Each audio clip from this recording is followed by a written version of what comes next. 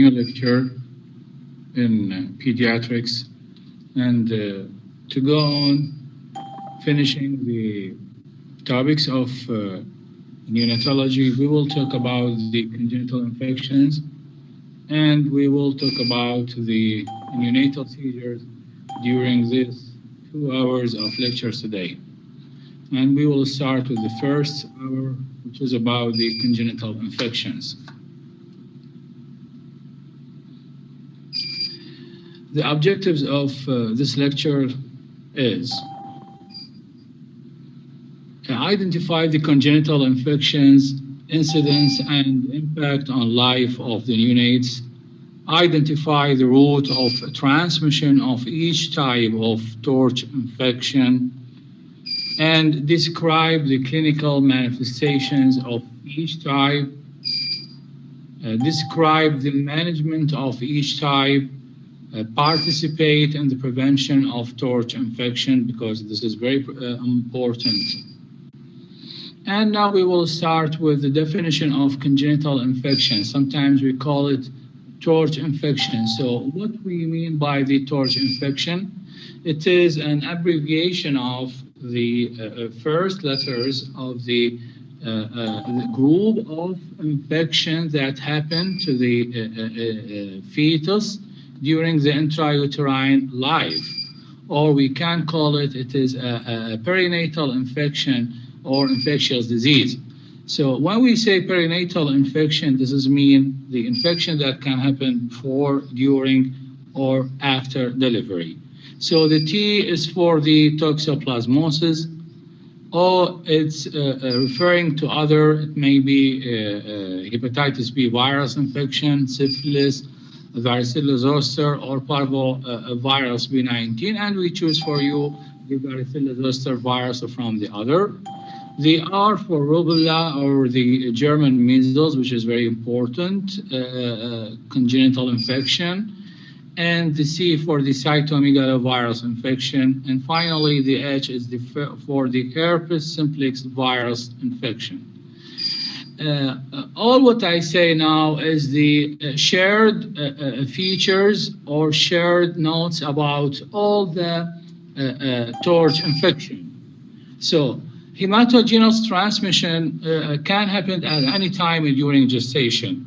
And hematogenous, it represents the main cause of the infection or contamination or during the congenital infection. This can happen during gestation or can happen at the time of delivery via the maternal to fetal transfusion. The torch infection, as I said, it can be acquired in utero or perinatally, this is mean before and during, or even postnatally. So the torch infection in general can lead to several fetal abnormalities, and this may be ranging from asymptomatic or for the severe clinical manifestations, and even sometimes it may lead to fetal loss or miscarriage, especially if it happened during the early pregnancy. And as I said, the clinical symptoms, when we talk about the symptomatology of the torch infection, these are a group of shared clinical manifestations that can be seen in all types of torch infection, but there is a specification for one type more than the other. So maybe intrauterine growth restriction, chorioretinitis, cataracts, cholestatic jaundice, thrombocytopenia, skin rash, microcephaly, and brain calcifications or hepatosplenomegaly, all are shared clinical features for the torch infection. In general, to diagnose torch infection, the clinical feature is suggestive, the history is suggestive, but of course the confirmation using the polymerase chain reaction or the antigen antibody studies. And sometimes the culture for isolation of the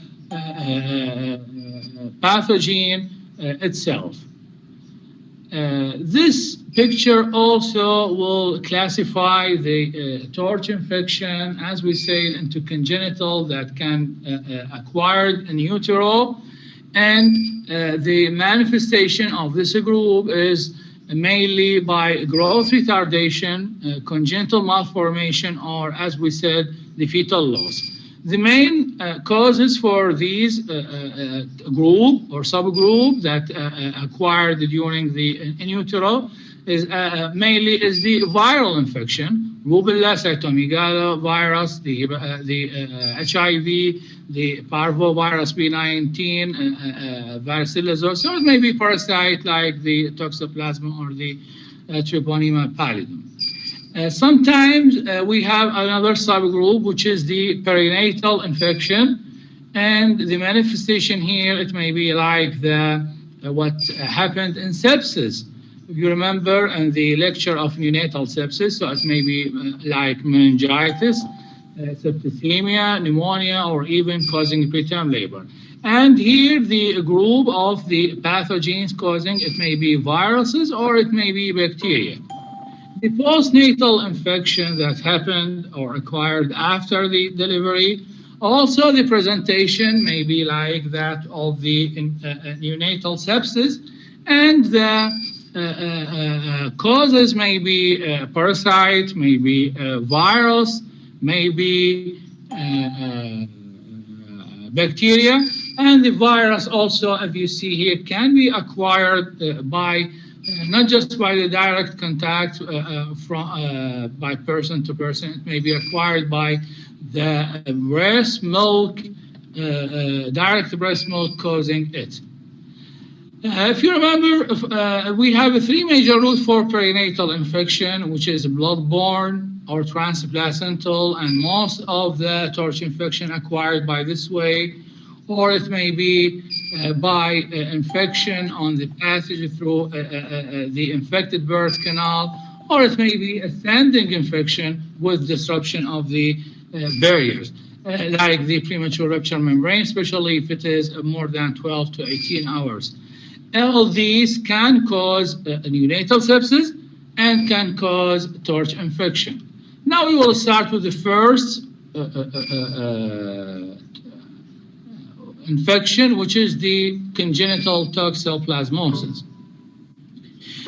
Primarily, the toxoplasmosis it's caused by a parasite, which is the Toxoplasma gondii, and the route of a transmission here is totally transplacental, so it is an utero infection. And the source of infection, it may be due to exposure to cat feces or ingestion of raw or uncooked meat, and also maybe by contaminated and water of soil. It affects about 0.5% of pregnancies, and it is usually asymptomatic. So you remember we said the torch infection in general may be asymptomatic or may be leading to fetal death, and in between there is a wide range of clinical manifestations. The incidence in toxoplasmosis is about 1 in 10,000, up to 1 in 10,000, and 70 to 90% of them started asymptomatic. So this is meaning that when the asymptomatic congenital toxoplasmosis at the birth, this is not meaning it will be asymptomatic all the time, because this is reflecting a mild infection, but the symptoms may appear later. And the infection rate, it is higher in the third trimester. So the infection can be acquired during the whole pregnancy, but it is increasing while the mother, pregnant woman, achieving for the term. It is about 90% of these. But the fetal death and the fetal damage, I mean the congenital malformation, it is higher when the infection happened earlier in pregnancy, in the first and second trimester. While those, the main for those acquired in the third trimester, they will be asymptomatic. The clinical features, as you see here, In the first trimester, it's often result in death, so it lead to spontaneous abortion. While in second trimester, it will cause a group of the congenital malformations happened by the toxoplasmosis. And we have a triad, which is classically seen in those patients, which is the chorioretinitis. It means the inflammation of the chorioid and the retina, and the hydrocephaly and intracranial calcifications. While in third trimester, as I said, most of the infection at that part of pregnancy is asymptomatic at birth, but they may develop the clinical features later on. So as you see here, there's a group of clinical manifestation can be seen in patients with congenital toxoplasmosis, but I put in red the three, can we consider it as a classical triad, which is the chorioretinitis, the hydrocephalus, and the intracranial calcification. So if we talk about the chorioretinitis, we can see the picture for it in these two slides. Here is the fundoscopy, and you can see here the retina, and you can see this area of necrosis and necrotic tissue and a fibrosis of the chorioretinitis, meaning the choroid plexus and the retina. This has happened in the chronic inflammatory changes that happen in patients with toxoplasmosis. Intracranial calcification, it can appear by plain X-ray, by the skull X-ray in this way. You can see here these, the radio-opaque dots of irregular shape. This is reflecting the intracranial calcification, while in CT scan we can see it in this way. It may be periventricular around the ventricles, or it may be inside the cerebral cortex. So that's why we say it is intracranial calcification. And as we said, it may cause the hydrocephalus, and you can notice here the big size of head with dilated superficial veins, and you can compare the size of the head to the other parts of the body, especially the patients with toxoplasmosis. They may have intrauterine growth relation. And this shows the difference between the normal brain and its ventricular system on the right side, and here is how it appears, the dilated ventricles and hydrocephalus. Now, how we can diagnose patient with congenital toxoplasmosis? The definitive diagnosis is by isolating the parasite from the placenta, or from the cord blood, or from the CSF, I mean the CSF of the neonate after delivery. PCR of the amniotic fluid or the CSF of the neonate, even if he is neutral, it is also a diagnostic and it is also definitive.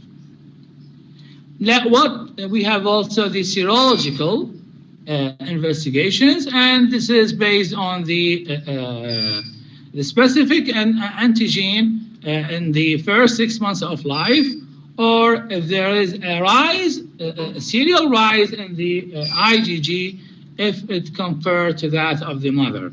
So mother infected with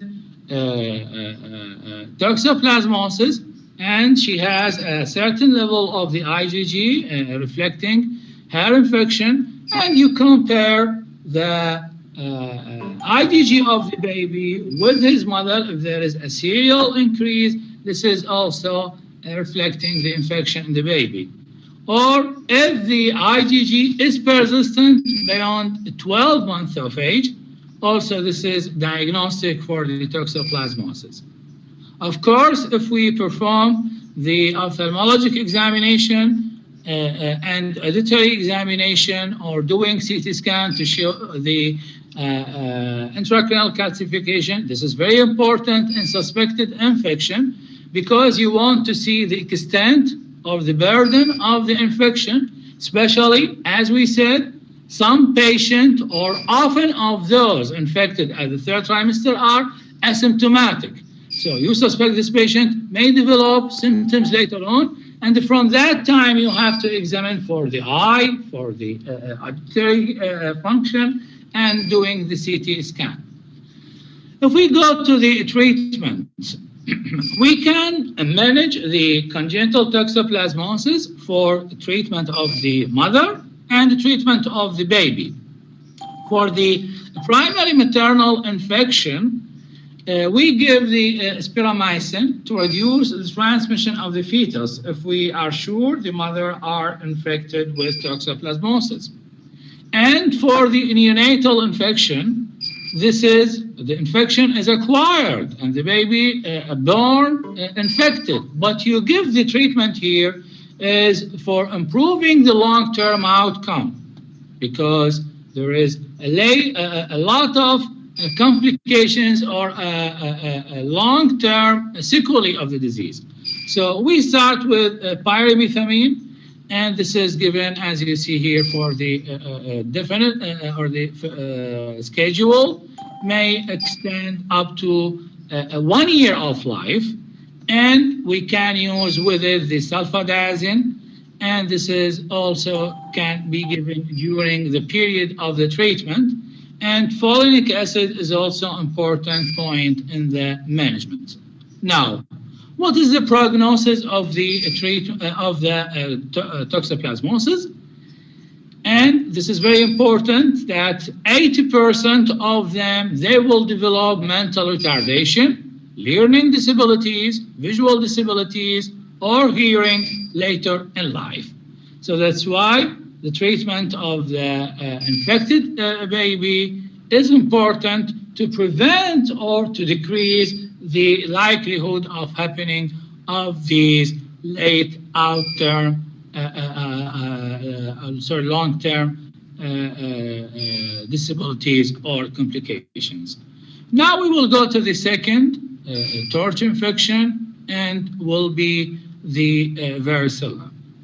The varicella, it is, the congenital varicella, it is a rare infection.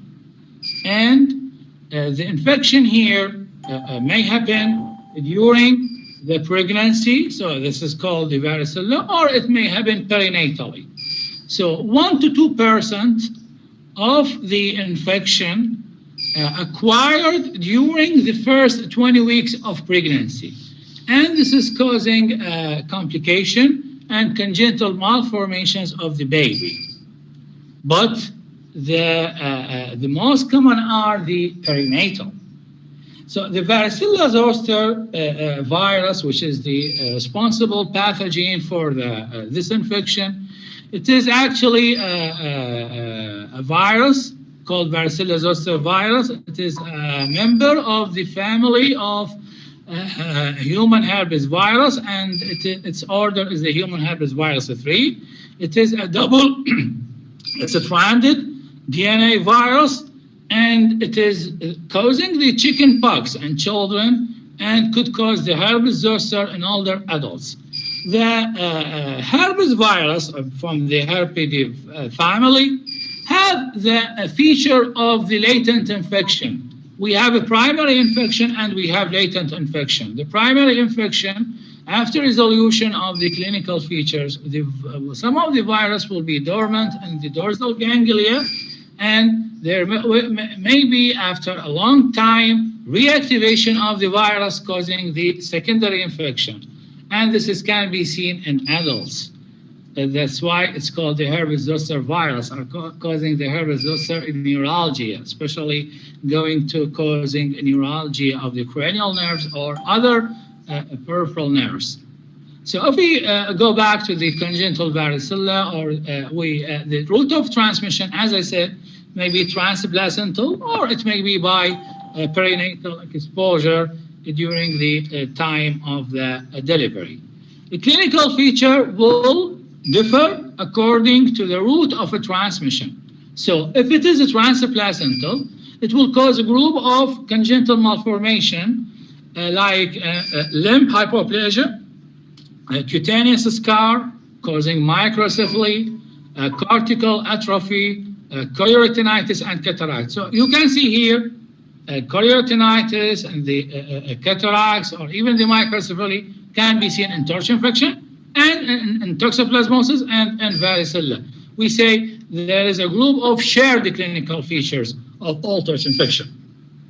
While the perinatal exposure, it can cause severe to fatal disseminated varicella infection in the infant. It is just like the varicella that acquired during the childhood, but it is severe or disseminated, and it may be fatal. Now, this is slide showing the congenital varicella zoster, and we say this has been acquired during the first 20 weeks of pregnancy. So this means in the first and the second trimester, and you can see here the limb hypoplasia if you compare the lower limbs in this slide. This is another picture showing the limb hypoplasia of the lower limb, and you can see here even the contracture of the limbs. This slide showing the hypoplasia and the cutaneous scar. It is like a scar of a burn or a scar of incision of wound, and with hypoplasia, if you compare this, the right leg or the right lower limb with the left. So this is cutaneous scars and limb hypoplasia. Here, another slide showing the cutaneous scar on the trunk here, and it is just like that of a burn. And this is also on the upper limb and appear like a burn. This is another example of the cutaneous scars. This is the perinatal varicella infection. You can see here the vesicular lesions and different stages of evolution of the lesions that can be seen in varicella during childhood, but it is very disseminated and severe, causing a picture of neonatal sepsis with respiratory distress, and it may be fatal.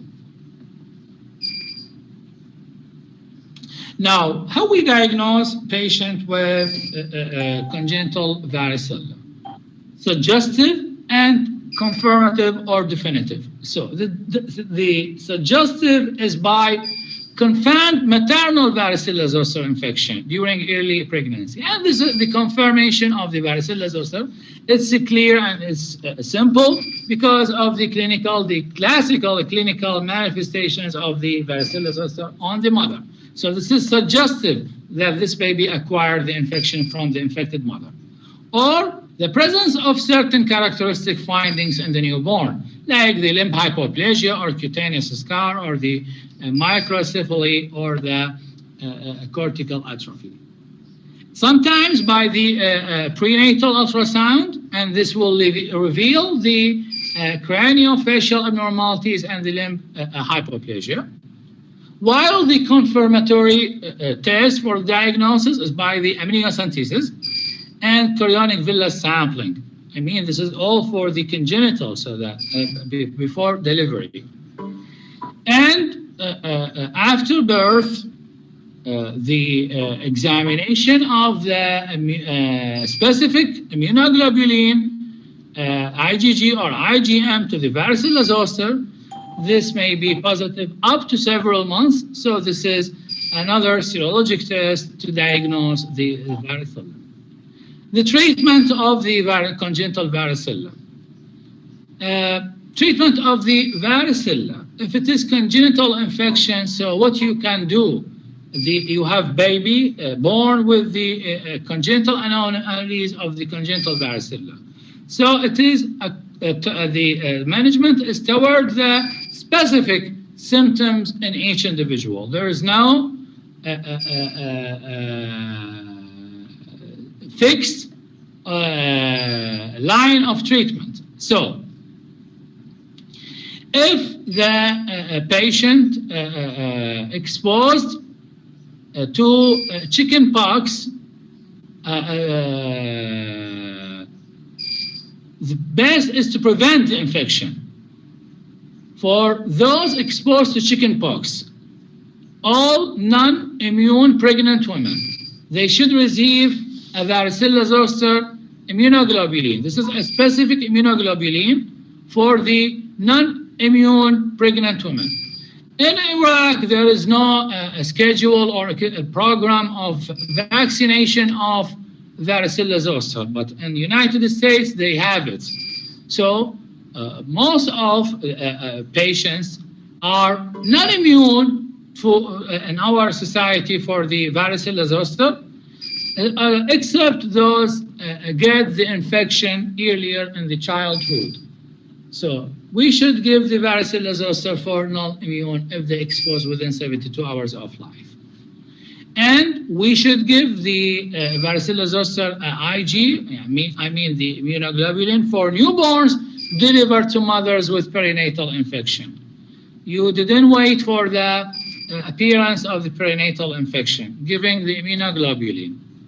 And sometimes, if you don't have the specific immunoglobulin, we can use the immunoglobulin, the general immunoglobulin that can be used in many of the immunological disease. This is maybe beneficial.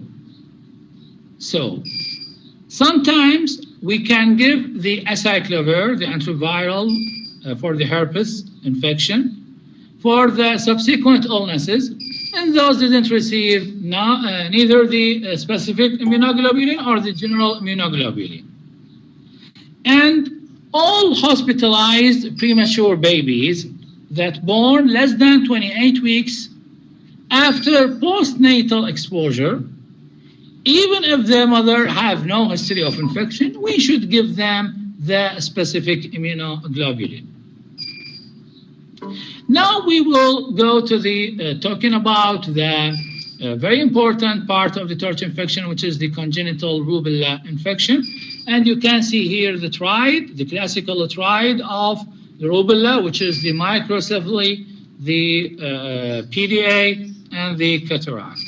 So rubella, it is a common disease worldwide, and it is a highly contagious, although the real and the serious way or protocol of prevention of it. It is caused by Rubella virus, which is a single-stranded RNA virus. That's why it is highly contagious, like the COVID or SARS-CoV-2. And it is of the genus Rubivirus and of family Togaviridae. 10 to 20% of women of the childbearing age, starting from the 15 to 40 years of age, are susceptible to develop or to acquire the congenital infection or the infection for them, because it is a highly contagious.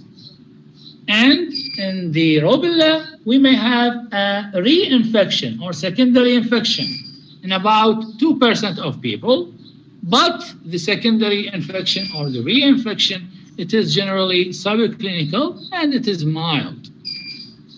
The only route of transmission of the congenital rubella, it is the transplacental. So it is in utero. And of course, rubella have a serious congenital defects, may lead to abortion and may lead to stillbirth. And those born alive, they have clinical manifestations. So what about the relation of the risk of the infection and the congenital defect in relation to the time of infection? So in the first trimester, if the infection happened during this period, the risk of the congenital defect is about 80 to 85%. After the 12 to 20 week of gestation, it's about 10 to 20%. And after 20 weeks, it's about 10%. So we can say the most devastating infection in both the rate of infection and the congenital defect, it happened during the first trimester, and it will decrease for both the infection and the impact of the infection while we are approaching for the end of the pregnancy. The congenital rubella syndrome, which is the eventual sequelae of the congenital infection, a lot of clinical manifestations, microcephaly, encephalitis, the cardiac abnormalities, maybe mainly it's the PDA or pulmonary artery stenosis and arterial hypoplasia for all the arteries. Cataracts also, maybe unilateral or bilateral, salt and pepper retinopathy, and microphthalmia. This is the ophthalmologic manifestations. Radiolucency of long bones, intrauterine growth restriction, organomegaly, lymphadenopathy, generalized or regional, thrombocytopenia and purpura, and we have a specific rash. This is called the blueberry muffin rash that can happen in patients with congenital rubella and can be seen in cytomegalovirus infection. And this is a hemorrhagic rash due to the extramedullary hematopoiesis. And sensorineural deafness. So I put the first three lines in yellow because this is reflecting or constituting the classical triad, the microcephaly, the PDA, and cataract. Now, the microcephaly, this picture showing you the size of severe microcephaly. Look at how it is small if compared with the normal head size. And as we said, rubella is one of the causes of the severe microcephaly. We have other causes of torch infection like cytomegalovirus, or if you heard about the Zika virus, happened in Latin America. The microcephaly is not just about the size of the head, but in microcephaly, the internal structure of the brain will be affected. So you can compare here the normal brain, the corpus callosum, the ventricular system, and the midbrain with that of the patient with microcephaly. The PDA, which is a classic triad, part of classic triad of the congenital rubella syndrome. And this is the cataract, maybe unilateral or bilateral, as I said. And this is what we call the salt and pepper retinopathy, which is specific for patients with congenital rubella. You can see here the black dots here around the retina, like that's of the dark or the black pepper. This is the radiolucency of long bones. You can see the long bones here looks as radiolucent, or there is decrease in the opacity, the normal opacity of the bones. And I know you are fasting today, but just to show this is called the blueberry muffin cake. And this is just like the blueberry muffin rash, which is the extramedullary hematopoiesis.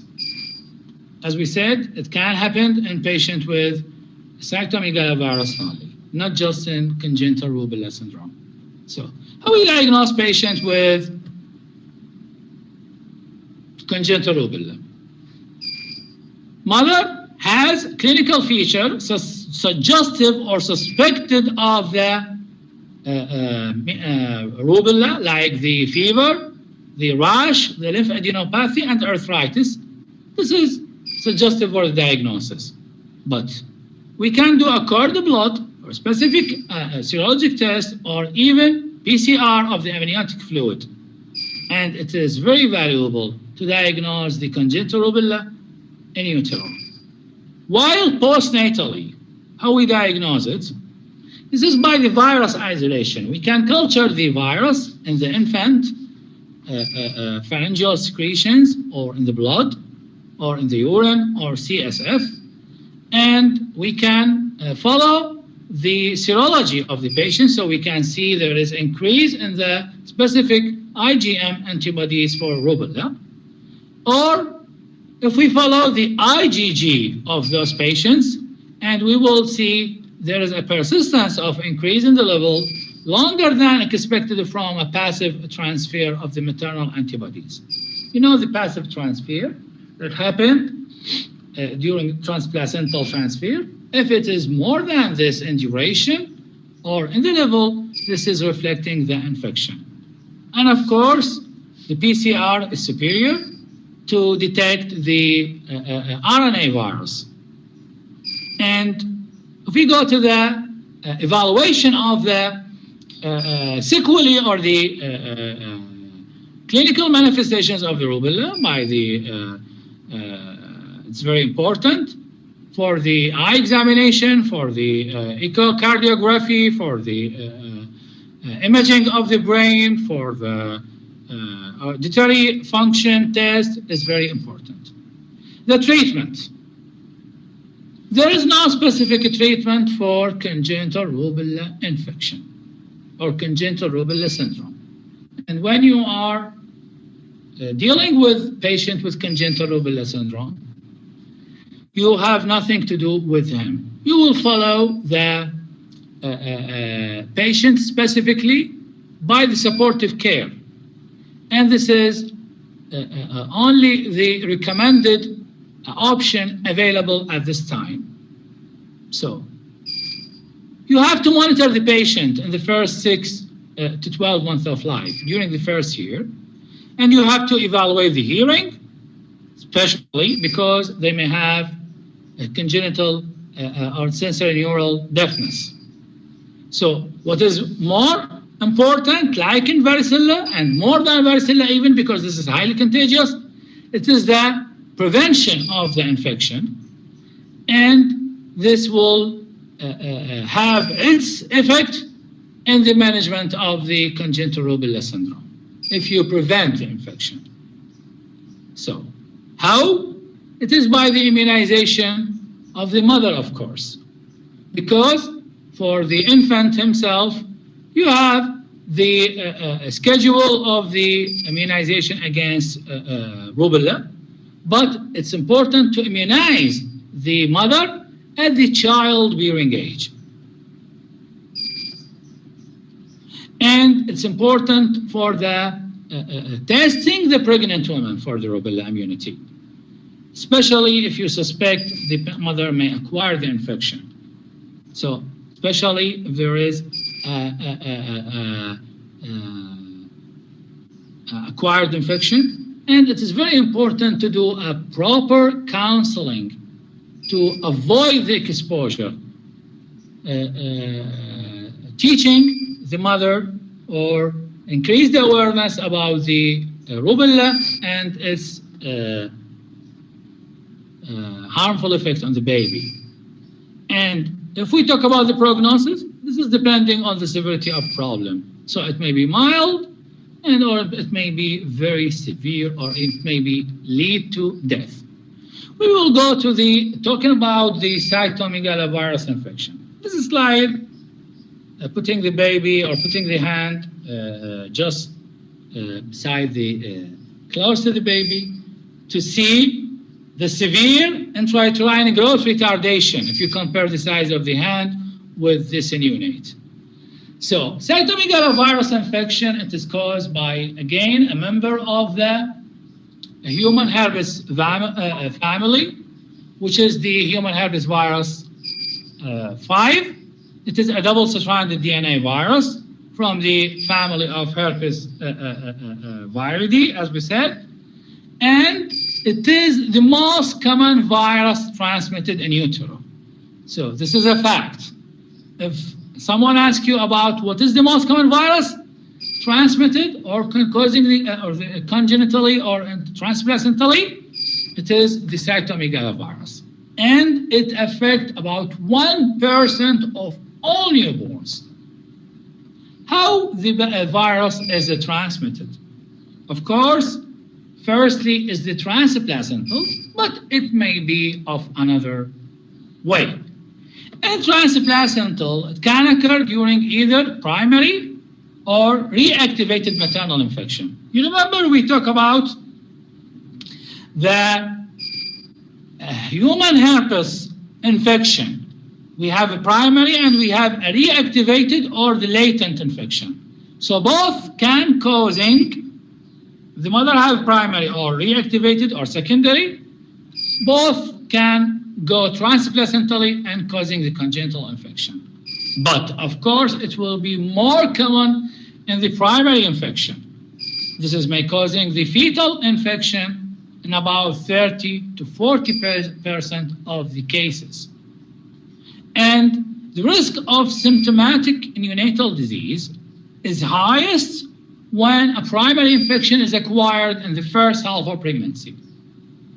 Of course, most of the patients with cytomegalovirus infection are asymptomatic at birth. But the risk of the symptoms is increasing when the infection acquired during the first half of pregnancy. We have the acquired route of the cytomegalovirus infection at the time of delivery. And this is maybe even postnatally. Postnatally by blood transfusion or the exposure to infected fluid, like the blood, or ingestion of the cytomegalovirus infected breast milk. Now, the clinical features of the congenital cytomegalovirus. We said most of them are asymptomatic. So just about 10% of them are symptomatic at the neonatal period. But with time, like the congenital toxoplasmosis, the symptoms may appear. So the symptoms may be hepatosplenomegaly, blueberry muffin spots or rash that happen in the congenital rubella, the microcephaly, the intracranial calcification, the cholestatic jaundice, the IUGR, severe IUGR, and even chorioretinitis. You see here, this is not specific clinical features for most of the congenital infections. But the IUGR and hepatosplenomegaly here is very severe, more than other congenital infection. So this slide showing the neonate has jaundice. You can see the yellowish discoloration around the eye. And you can see here the red spots here, which is reflecting a milder form of blueberry muffin rash, not like that of the congenital rubella. Again, this is a patient that has abdominal distension because of hepatosplenomegaly, and you can see here the rash, which is again a blueberry muffin rash. This baby, of course, has severe microcephaly. You can see the small size head, and also the other side showing the same presentation. Thus, because of the congenital cytomegalovirus. It's causing the periventricular and intracranial calcifications, especially the periventricular. You can see the distribution of the calcifications around the ventricles. This is how it shown in the CT scan, and this is how it's showed in the brain ultrasound. Now, we will talk separately about the sensorineural deafness, because it is specific to the, not specific, but it's very severe. More than half of the symptomatic infants will develop long-term sequelae, and this is developing sensorineural deafness. And those developing the sensorineural deafness are symptomatic in about 20 to 30%, and asymptomatic in about 10 to 15%, I mean at the time of the delivery. And This is a fact that the human cytomegalovirus is the most common cause of non-hereditary sensory neural hearing loss in children. The non-hereditary sensory neural hearing loss, the most common cause for it is the human cytomegalovirus infection. So, the risk of congenital cytomegalovirus infection and prognosis, we can see it in this diagram. All pregnancies, it affects about 1% of all pregnancies, as you see here, and 99% are non-infected. For those infected, 10% are symptomatic at birth, and 90% are asymptomatic. For those asymptomatic, they may be remain normal in about 85% of them, and 15% they will develop late complications and the sensorineural hearing loss on the top of them. And while for those symptomatic, the most severe neurologic complication can be seen early after birth. So how we diagnose it? In utero, it is by the amniocentesis specimen. In neonates, after birth, it's by culture of the virus from urine, and the PCR testing of the urine or saliva. And the treatment is, it may be supportive, or by using a specific antiviral, which is the ganciclovir, for the 6 weeks of therapy. And this is recommended, of course, for the symptomatic congenital infection, especially those affecting the CNS. And this may prevent, the important is may prevent the progression of the hearing loss and the neuronal damage, especially in the first 6 to 12 months of life. So, to this time, we will finish the first hour, and we will see you after time to complete the other hour. Thank you for this time.